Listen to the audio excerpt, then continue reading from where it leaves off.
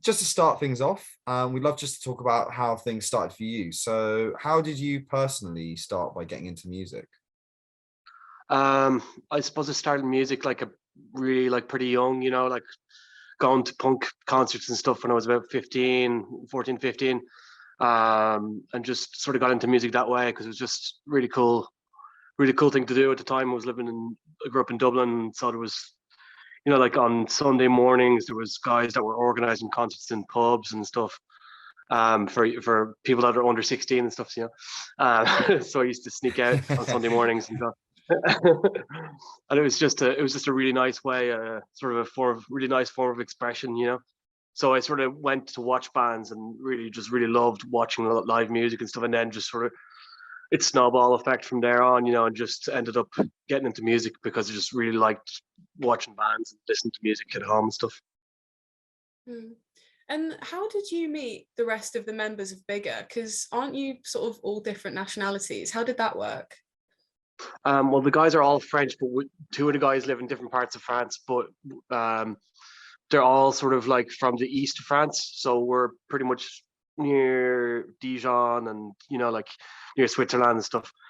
But about like 8 years ago, I met the guitar player from Bigger, because I used to live out like really out in the countryside, and I had a band there, and that I managed to meet by totally random as well. They had a really cool studio that they built out in the middle of nowhere, and it was like the only thing to do was go to that studio in winter because it was just snow all winter. Mm.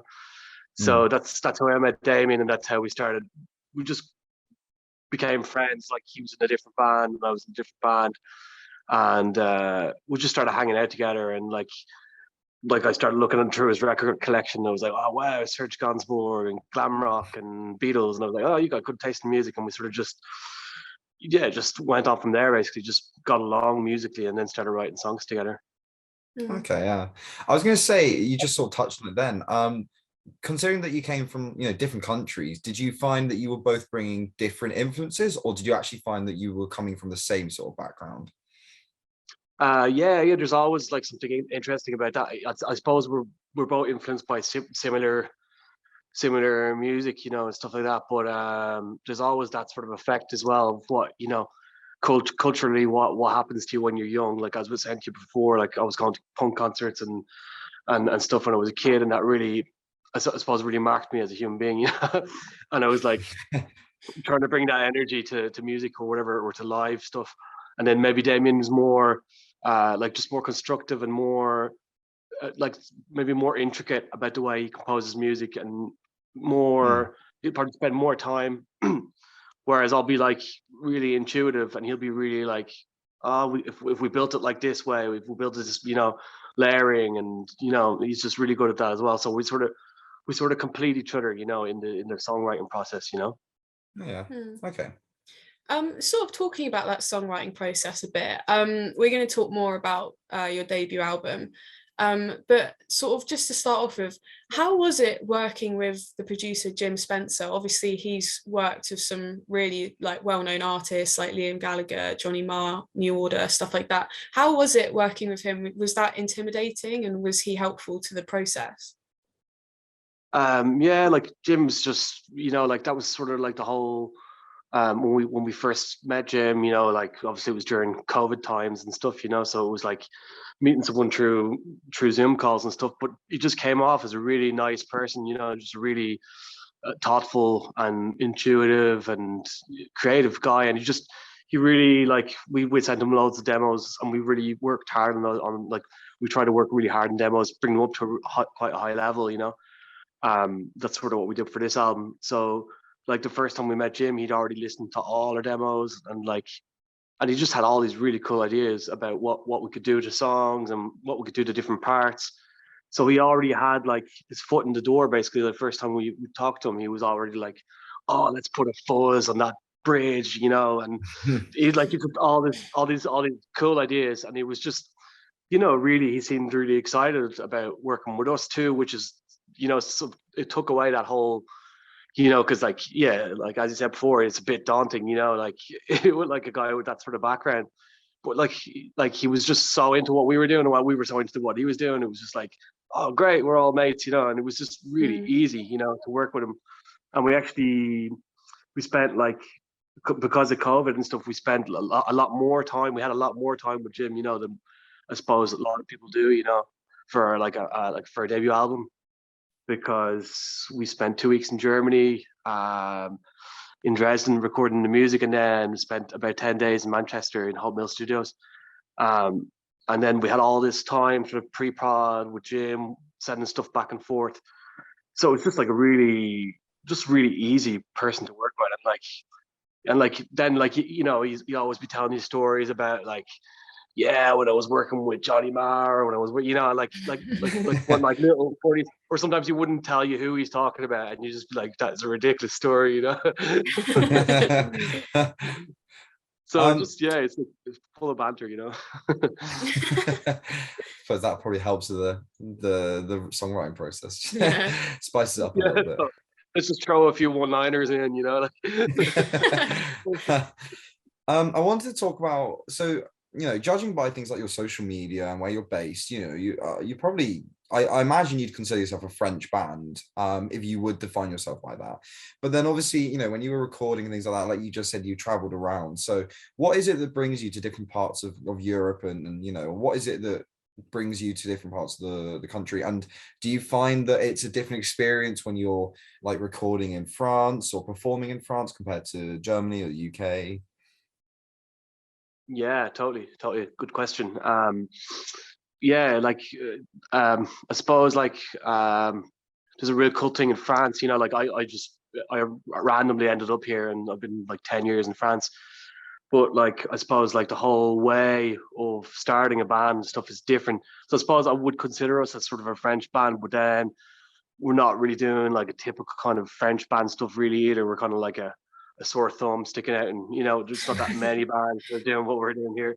Um, but yeah, I suppose there's like, it's kind of, as the band is kind of like a multicultural band. There's the like me being Irish, and then the guys being French, and the fact that we traveled around a good bit to record albums, just, you know, we're sort of willing to go everywhere, and sort of it is that kind of, that's why we sort of call the album Les Misutis, which means the forget-me-nots. So it's kind of like, you know, that flower that sort of grows at different types of the year and comes back and disappears, and you don't really have to replant anything.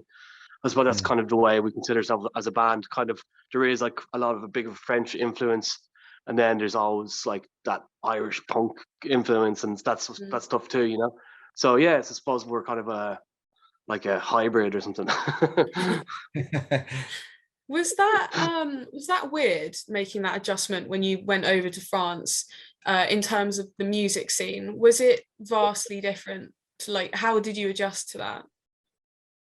Yeah, I suppose like the thing in France is there are a lot of bands like that actually tour and live off making music, and like that don't really have, like, as you say, hits or whatever, you know. So it's just the whole way culture is supported a lot. I mean, financially speaking, a lot more here than in, for say, Ireland, because there's kind of like a system in France, where if you're a working artist, you get kind of like the month where we've less gigs, the government helps you, like, to, it's kind of like a dole for artists, you know.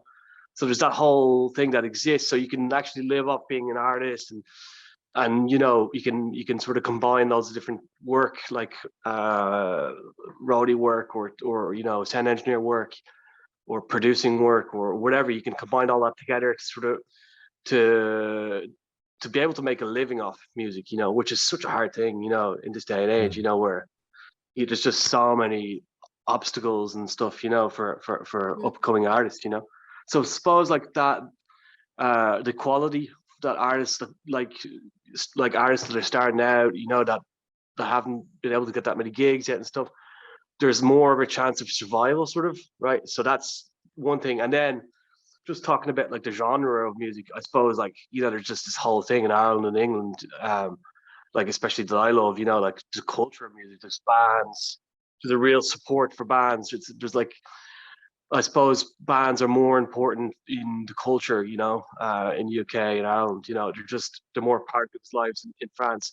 But that's not to say that French people don't like bands. They do. It doesn't have the same impact socially, I think. Yeah. Yeah. Okay.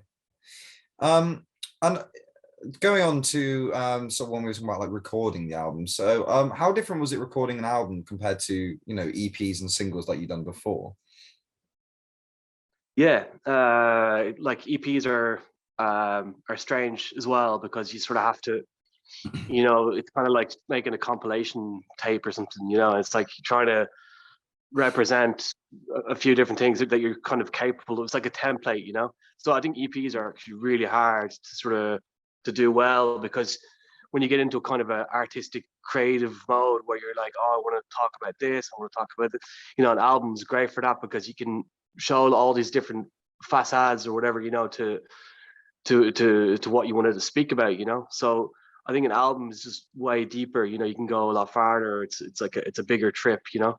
Mm, Whereas EPs are quite hard to do well, as I said earlier, because you have to sort of show that you're going to, you know, that you're going to get to the next step to get to make the album, you know. okay. So you have to have stuff that sort of, you know, that maybe works. It's yeah, it's a mixed bag EPs, but album is just it's great because it's just a mood, a certain mood, you know, and trying to get that across is really cool, you know. Mm. Definitely. And sort of talking about the process of writing and recording, you guys have such a unique variety of like instrumentation to your sound. How did that come about, really? Yeah, I suppose like a lot of like influences and stuff, you know, that we were trying to go for, you know, especially Damien came up with so many good arrangement ideas on this album, you know. But like, yeah, we were listening to loads of like Sahara blues and like all this Malian stuff and North African music and you know and a lot of Serge Gainsbourg, you know, that old French artist. Where I don't know if you guys know the album Melody Nelson. So that's like a real big inspiration for us because it's just Mm. this whole sort of Arabic vibe going on, you know, with violins and so on and so forth. So there was like that whole like and using the harpsichord as well. That was just like, you know, how can you make a weird instrument fit into a kind of a standard context or a standard pop song or something, you know? And it does Yeah. bring sort of some kind of originality or a weird funkiness to a song, you know? And it's quite inspiring as well because it sort of brings me anyway, like ideas for lyrics as well because it's like a weird cartoon or something, you know?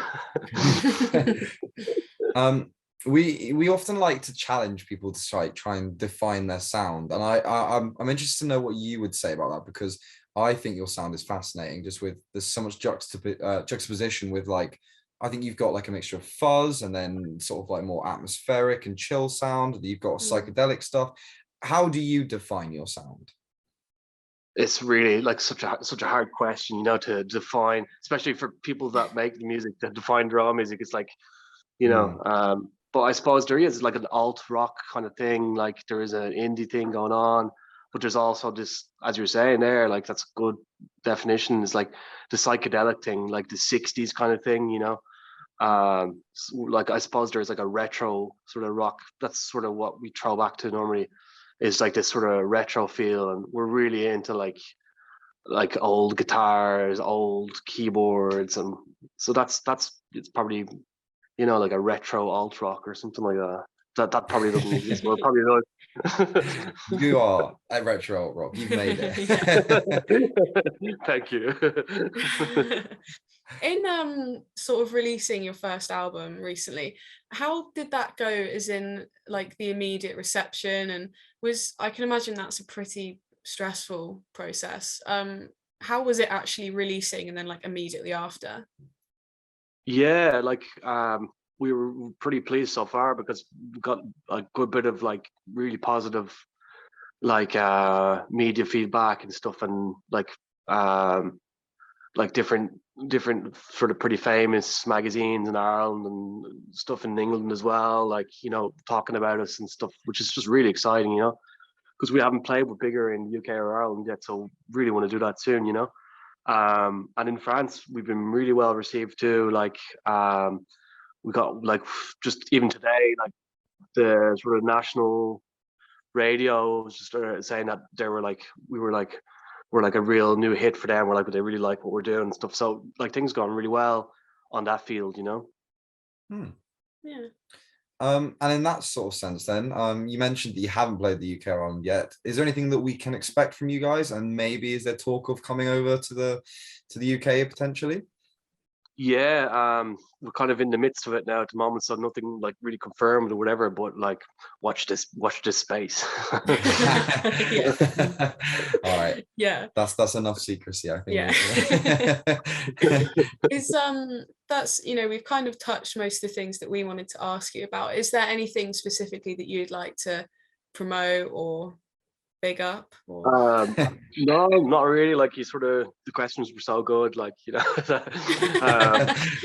Thank covered you. everything, you know.